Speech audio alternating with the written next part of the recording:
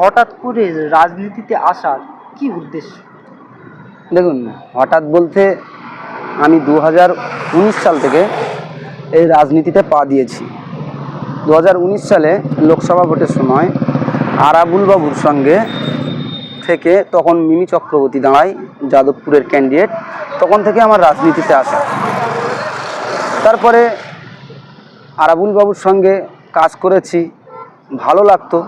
কিন্তু জেতার পরে, জয়ী হবার পরে ওনার অনেক কাজকর্ম আমার খারাপ লাগতো, ভালো লাগতো না। তখন একটু মনে মনে ঘৃণা হতো যে রাজনীতি নোংরা জিনিস, করা যাবে না। তারপরে কিছুদিন আবার বসে যাই, যাওয়ার পরে আবির্ভাব হয় বড় ভাইজানের। ওনার বক্তব্য ভালো লাগে, ওনার কথাবার্তা ভালো লাগে। আমার নিজের মনে হয়েছে যে পশ্চিমবাংলায় যদি পরিবর্তন কেউ করতে পারে, তিনি আমাদের প্রাণের বড় ভাইজান আব্বাস সিদ্দিকী। তাই তখন থেকে ওনাকে আমার ফলো করা, এবং দীর্ঘদিন ধরে ওনার সঙ্গেই রয়েছি। 21 থেকে শুরু করে এই 2025 সাল অবধি ওনার কাজকর্ম খুব সুন্দর লাগে আমার। আমরা অ্যাকচুয়ালি রাজনীতিতে নতুন, যার কারণে আমাদের 2021-এর পরে 2023, 2024 একটু ডিস্টার্ব করেছে শাসক দল। কিন্তু আশা করছি আর পারবে না, কারণ 3টে ইলেকশন হয়, 3টেই হয়ে গেছে। 2021-এ বিধানসভার ভোট, 2023-এ পঞ্চায়েত ভোট, 2024-এ লোকসভার ভোট। 3টেতেই আমরা নতুন ছিলাম। রাজনীতিতে আমাদের জ্ঞান অনেকটাই কম ছিল, যার কারণে আমাদের ডিস্টার্ব করতে পেরেছে। আগামী দিনে আর পারবে না। বাংলায় একটা কথা আছে যে, যে দেবতা যে ফুলে সন্তুষ্ট হয় তাকে সেই ফুল দিয়েই পুজো করতে হয়। তা আমরা এখন জেনে গেছি যে কোন দেবতাকে কোন ফুল দিলে সন্তুষ্ট হবে। দিদি যাকে বলেছিল তুই মোমবাদিস, তুই নটোরিয়াস ক্রিমিনাল, তাকেই ভাঙড়ের দায়িত্ব দিয়েছে।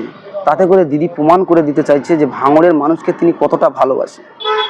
আগামী 26-এ বিধানসভার ভোট, আমরা খুঁজে পেয়ে গেছি যে সওগাতবাবুকে কোন ফুল দিয়ে পুজো করলে সওগাতবাবু সন্তুষ্ট হবে। ভাইজান বলেছিল যে ওরা যদি আমাদের পাথর ছড়ে তোমরা গোলাপ দেবে। ভাইজান বলেছিল যে ওরা যদি আমাদের পাথর ছড়ে ওদের গোলাপ দেবে। তা আমরা গোলাপ দিয়েছি, খুশি হয়নি। তারপরে আমাদের পছন্দের ফুল রজনীগন্ধা দিয়েছি, খুশি হয়নি। তা আমরা এখন জেনে গেছি যে সওগাতবাবুকে কোন ফুল দিলে উনি খুশি হবে। তোমাদের সঙ্গে আজকে বলছি, ওনাকে সর্ষের ফুল দিলে খুশি হবে। সর্ষের ফুল দিয়ে ওনাকে পুজো করা হবে 2026-এ। 2026-এ তোমরা দেখবেন ভোটটা হওয়ার পরে সওগাতবাবু সত্যিই চোখে সর্ষের ফুল দেখবে। ওনাকে ভাঙড় ছাড়া আমরা করবই, এটা আমাদের আশা। এই যে তৃণমূল কংগ্রেসের নেতারা যে এত মানুষের অফার করছে, বিশেষ করে আইএসএফ নেতাদেরকে, তাহলে অফার করছে সবাই তৃণমূল কংগ্রেসে আস্তে আস্তে যোগ দিচ্ছে, তাহলে আপনার ভিতরে এতটা কনফিডেন্স কেন? দেখুন, আপনিও তো বিক্রি হয়ে যেতে পারেন। শোনেন, আমরা 2021 সাল থেকে এক জায়গায় দাঁড়িয়ে আছি। আমাদের সিদ্ধাটাও অতটা কমজোর নয় যে কারো কাছে বিকিয়ে দেবো, ঠিক আছে? এবার যারা চলে যাচ্ছেন তাদের কথা বলছেন, তো কাউকে দেখুন না খোঁজ নিয়ে, কাউকে ভয় দেখিয়ে নিয়ে যাচ্ছে, কাউকে কোনো কিছুর মাধ্যমে নিয়ে যাচ্ছে।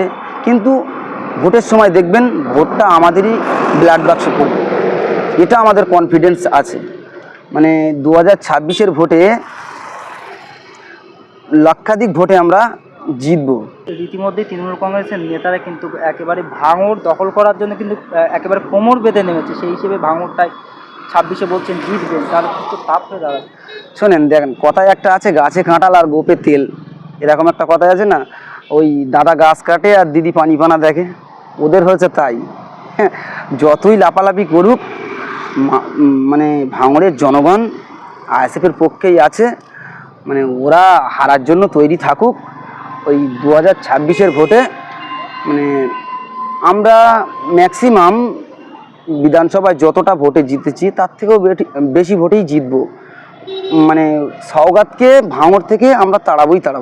তৃণমূল কংগ্রেস দল তো করতে পারবে, কি এমন দেখেছেন যে ইন্ডিয়ান সেকুলার ফ্রন্ট অর্থাৎ আইএসএফ দলটা করতে হবে, কি দেখেছেন?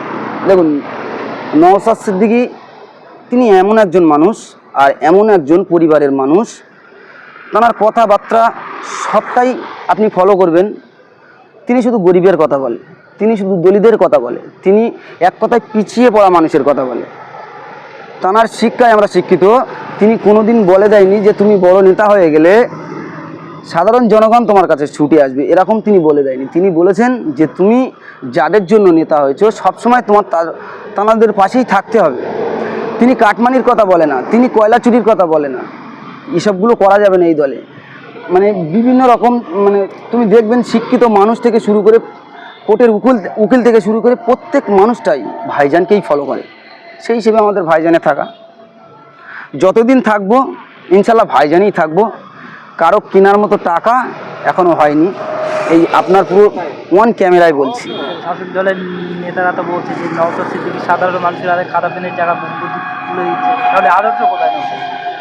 দেখুন, মানুষ বলবে কথা, মুখে বলতে তো লাইসেন্স লাগে না, ট্যাক্সও লাগে না। ওই জন্য বলছে যে নওশাদ সিদ্দিকী, একজনা আমি শুনছিলাম, একজনা বলছে যে নওশাদ সিদ্দিকী নাকি নটোরিয়াস ক্রিমিনাল, নওশাদ সিদ্দিকী নাকি জঙ্গি প্রশিক্ষণ দেয়। সেগুলো প্রমাণ করুক, মুখে তো বললে হবে না। ওদের সঙ্গে দেখা হবে, আমাদের কোর্টে দেখা হবে। ভাবছে কি ছেড়ে দেবে? আইএসএফ ছেড়ে দেয়, ছাড় কোনো দিন দেয় না, এই কথাটা মনে রাখবে। ওনাকে 2026-এর পরে ওনার সঙ্গে দেখা হবে কোর্টে আমাদের। উনি ভাবছেন যে ভাইজানের নামে বিভিন্ন রকম কথা বলে ছাড় পেয়ে যাবে, ছাড় কিন্তু আমরা দেব না। কি ভাবছেন একটা বিধায়ককে মারতে মারতে নিয়ে যাবে, একটা বিধায়ককে রাস্তায় টানতে টানতে নিয়ে যাবে, আমরা ছেড়ে দেবো? এটা কি চ্যালেঞ্জ করেই বলছি? চ্যালেঞ্জ করেই বলছি, বিচার ওনাদের হবেই হবে। আজ নয় তো কাল ক্ষমতায় তো আমরা আসবই, বিচার হবে। বাংলার মানুষ দেখুক একটা বিধায়ককে যদি এইভাবে নিয়ে যেতে পারে, তোমার আমার সাধারণ মানুষের কতটা নিরাপত্তা এই বাংলায়। বাংলার মানুষ যেদিন বুঝবে, ক্ষমতায় যেদিন আইএসএফ আসবে, বিচার ইনশাল্লাহ হবে। যদি না বিচার হাইকোর্টে হয়, যদি না বিচার সুপ্রিম কোর্টে হয়, কিন্তু জনগণের আদালতে বিচার ওদের হবেই হবে। জনগণই শেষ কথা বলবে একদিন। তো ভাঙড়ে আমরা দেখছি বারবার যে আইএসএফ দল ছেড়ে তৃণমূল কংগ্রেসের যোগ দিচ্ছে, তাতে করে তো ভাঙড়ে আইএসএফ দুর্বল হয়ে পড়ছে। এবং আইএসএফের তাহলে প্রভাব কত? আইএসএফ কোনোদিন ভাঙড়ে দুর্বল হয়নি, ওটা ভুয়ো খবর। দেখানো হচ্ছে যে 2000 চলে গেছে, 5000 চলে গেছে, 500 চলে গেছে, এগুলো নয়। এবার যায়নি এমন কোনো কথা নাই, কিছু লোক গেছে। যারাই গেছে তাদেরকে আমি বলছি ভয় দেখিয়ে নিয়ে যাওয়া হয়েছে। কাউকে বলেছে যে তোর বাড়ির সামনের দিকে একটা ঢালাই রাস্তা করে দেবো, কাউকে বলেছে যে তোর একটা ঘর দেবো, কাউকে বলেছে যে মানে তুই ব্যবসা করিস, যদি আমাদের মিটিংয়ে না যাস, মিছিলে না যাস, তোর ব্যবসা বন্ধ করে দেবো, এরকম হুমকি দিয়েও নিয়ে গেছে। কিন্তু তার মন থেকে নওশাদ সিদ্দিকীর ভালোবাসাটা মুছতে পেরেছে? তার মনটা কি ভাইজানের প্রতি যতটা কনফিডেন্ট সেটা কি বুঝতে পেরেছে? কি রয়েছে ভাইজানের ভেতর, কি রয়েছে? মমতা বন্দ্যোপাধ্যায় সরকারে রয়েছে, সব কিছু তো দিচ্ছে, একাধিক কন্যাশ্রী, যুবশ্রী, মানে উন্নয়নে ভরিয়ে রেখেছে এলাকা। তাহলে নওশাদ সিদ্দিকী তো এখনো পর্যন্ত সেই হিসেবে মানুষকে কোনো পরিষেবা দিতে পারছে না, ব্যর্থ নওশাদ। দিতে পারছে না কাদের জন্য এটা আগে ভাবতে হবে।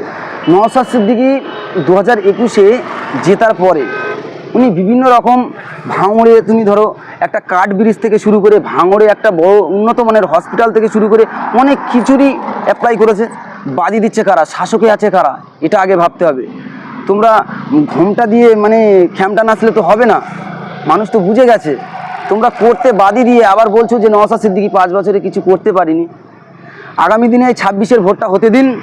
যদি ফেরত দ্বিতীয়বারের জন্য আমাদের জেতা ক্যান্ডিডেটকে যদি কোনো রকমভাবে ডিস্টার্ব করা হয়, কোনো কাজ যদি না দেওয়া হয়, কিন্তু সাধারণ মানুষ নিয়ে আমরা পথে নামতে বাধ্য হব। আপনাদের দলের নেতাকর্মীরা বলছে যে 26 বিধানসভায় আবার মমতা বন্দ্যোপাধ্যায় সরকার থেকে লাভ চেয়ে, আত্মবিশ্বাস কী হবে? দেখুন, নামতে তো ওনাকে হবেই, কারণ ছোট ভাইজান নয়নমণি, কলিজা বড় ভাই। 2026-এর পরে বাংলায় আমাদের হবে কিন্তু ঠাঁই। মানুষ যেভাবে আমাদের পাশে আছে, মানুষ যেভাবে আমাদের সাড়া দিচ্ছে, তো আমরা মানে পুরো পরিষ্কার হয়ে যাচ্ছি যে আগামী দিনে আমরা ক্ষমতায় আসছি। কারণ একটা জিনিস ভাবতে হবে, অন্ধকার সবসময় থাকে না, ভোরের আলো ফুটবে, সকাল কিন্তু হবে, এটা মমতার মাথায় রাখতে হবে। এই যে যেভাবে আমরা সোশ্যাল মিডিয়ায় দেখছি যে যিনি বর্তমানে আইএসএফের একদম তাজা মুখ ছিলেন, আইএসএফ নেত্রী আসমা খাতুন, তিনি বর্তমানে তৃণমূল কংগ্রেসে যোগ দিয়েছেন। তো আপনারা অভিযোগ করছেন বা আপনাদের দলের একাধিক নেতাকর্মীরা অভিযোগ করছে যে এই সাপুদিতে নাকি তৃণমূল কংগ্রেসের পক্ষ থেকে ফ্ল্যাট দেওয়া হয়েছে, অনেক টাকা দেওয়া হয়েছে, কিন্তু এইখানে তো এসে আমরা কোথাও দেখতে পেলাম না। তাহলে কি আপনারা মিথ্যা কথা বলছেন? দেখুন, দলে তো বিভিন্ন রকম লোক থাকে। এবার আসমাদি খুব ভালো ছিল, আমাদের সঙ্গেই ছিল, তিনি আমাদের একটা জেতা ক্যান্ডিডেট। উনি কি করতে গেছেন না গেছে এটা উনিই ভালো বলতে পারবে। ওনার বিষয় কোনো কথা আমি বলতে চাইনি, কারণ ওনাকে যথেষ্ট সম্মান আমি করতাম। উনি যখন ভাইজানের সঙ্গে 42 দিন জেল খেটেছে, একাধিকবার ওনার সঙ্গে আমরা দেখা করতে গেছি। ওনাকে দিদি বলেই সম্মান করতাম, আজও করি। দেখুন, ওনার যেটা ভালো লেগেছে উনি সেটা করেছে, কিন্তু আমার মতে উনি যদি আমাদের সঙ্গে থাকতেন, উনি যদি আমাদের সঙ্গে কাজ করতেন, দেখুন মানুষ মাত্রই ভুল হয়। উনি আমাদের সঙ্গে থাকলে ওনার যে সম্মান, ওনার যে ইজ্জত উনি পেতেন। ওই দলে আজকে গিয়েছে, কিসের জন্য গিয়েছে বলতে পারবো না, কিন্তু আরাবুল একটা বিধায়ক, ওনাকে যদি সাসপেন্ড করে বসিয়ে দিতে পারে এই সরকার, তাহলে আসমাদি কোথায়? আসমাদি আজকে কোথায়? ওনাকে বসিয়ে দেবে না, এর কোনো মানে নেই। তা উনি ভালো থাকুক, সুস্থ থাকুক, ওনার বিষয় বেশি কিছু বলবো না। উনি মানে খুবই ভালো ছিল। আপনার নাম? আমার নাম মিরাজ মোল্লা, কোন দলে? আইএসএফ 107 নম্বর বুথের সভাপতি, ভাঙড় 2 নম্বর ব্লক।